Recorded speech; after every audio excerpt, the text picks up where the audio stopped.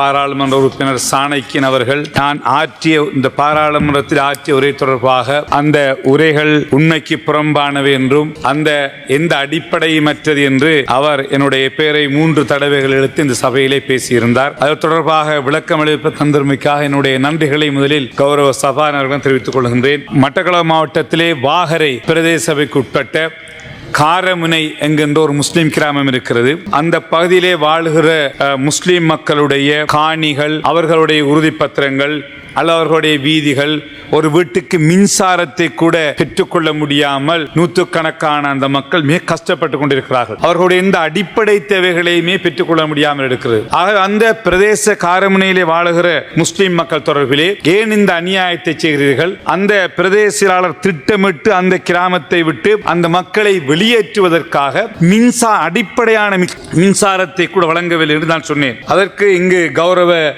சாணக்கியன் பாராளுமன்ற உறுப்பினர் பேசுகின்ற போது இது முஸ்லிம்களுடைய கிராமம் இல்லை, முஸ்லிம்களுக்கு எந்த சம்பந்தமும் இல்லை, முஸ்லிம்கள் இங்கு வாழவும் இல்லை, இது முழுக்க முழுக்க தமிழ் மக்களுடைய ஒரு பூர்வீக கிராமம், தமிழ் மக்கள் வாழ்கின்ற ஒரு கிராமம் என்று இங்கு அவர் சொன்னார். உண்மையிலே அவரை பிழையான முறையிலே என்னுடைய நண்பர் கௌரவ சாணக்கியன் அவர்களை பிழையான முறையிலே பிழையான தகவல்களை கொடுத்து வழிநடத்தி இருக்கிறார்கள். இது இந்த காரமுனை கிராமத்துக்கும் தமிழ் மக்களுக்கு எந்த சம்பந்தமும் கிடையாது. அவர்கள் இங்கு ஒரு குடும்பம் வாழ்ந்ததற்கு கூட எந்த ஆதாரமும் கிடையாது. வாழ்ந்ததற்கான ஒரு கோயில் கூட கிடையாது.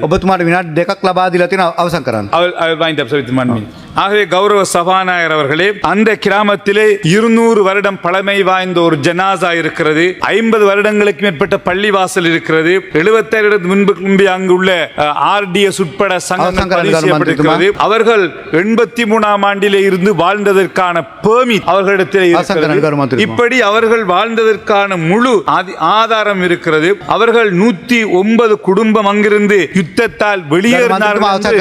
83ஆம் ஆண்டு பிரதேச செயலாளருடைய கடிதம் இருக்கின்ற போது இந்த கிராமம் தொடர்பாக அவர் பேசினார். கௌரவ சபாநாயகர் அவர்களே, இந்த விடயங்களை சபையினூடாக நான் பேசியது உண்மை. காரமுனை அந்த முஸ்லிம்களுடைய பிரச்சனைகள் தொடர்பிலே உரிய நடவடிக்கைகள் மேற்கொள்ளப்பட வேண்டும் என்ற சந்தர்ப்பத்திலே நான் கேட்டுக்கொள்கின்றேன்.